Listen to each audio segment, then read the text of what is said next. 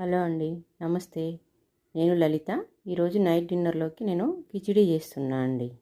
దానికోసం ఒక గ్లాస్ బియ్యం, సగం గ్లాస్ మైసూర్ పప్పు తీసుకున్నానండి. అవి రెండు కలిపి శుభ్రంగా కడిగి పక్కన పెట్టుకోవాలి. కిచిడిలోకి ఉల్లిగడ్డ, పచ్చిమిర్చి, పుదీనా, కరివేపాకు కట్ చేసి పక్కన పెట్టుకోవాలండి. ఇప్పుడు స్టవ్ ముట్టించి కుక్కర్ పెట్టుకొని అందులో కొంచెం నెయ్యి, నూనె వేసుకొని ఆవాలు, జీలకర్ర, ఎండుమిరపకాయలు కూడా వేసుకొని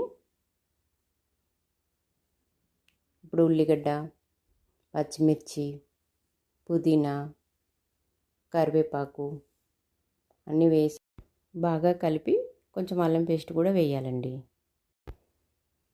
తర్వాత కాసేపు కుక్కర్ మూత పెట్టేసి ఉల్లిగడ్డలు ఫ్రై అయినాక కాస్త పసుపు వేయాలండి.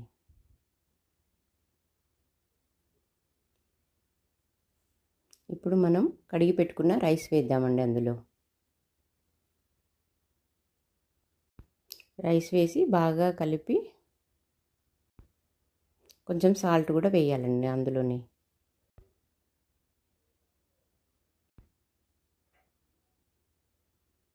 మొత్తం 1.5 బియ్యం తీసుకున్నాం కదండి, పప్పు బియ్యం కలిపి. ఇప్పుడు ఏ గ్లాస్తో అయితే బియ్యం కొలుసుకున్నామో ఆ గ్లాస్తో 3 గ్లాసుల వాటర్ పోసుకోవాలండి. ఇప్పుడు కొంచెం కలిపి కొంచెం కొత్తిమీర కూడా వేసుకొని కుక్కర్ మూత పెట్టేసుకొని 3 విజిల్స్ పెట్టుకోవాలండి.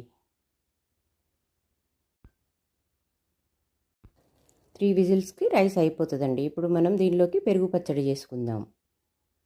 కాంబినేషన్ బాగుంటుందండి పెరుగు పచ్చడి కిచిడీలోకి. దాంట్లోకి కావలసినవి సన్నగా తరిగిన ఉల్లిగడ్డ, సన్నగా తరిగిన కొత్తిమీర, సన్నగా తరిగిన పచ్చిమిర్చి, ఇవన్నీ దాంట్లో వేయాలండి. పెరుగులో సరిపడా సాల్ట్ వేసుకోవాలి. కొంచెం కలిపేసి ఇప్పుడు దాన్ని పోపు చేసుకోవాలండి.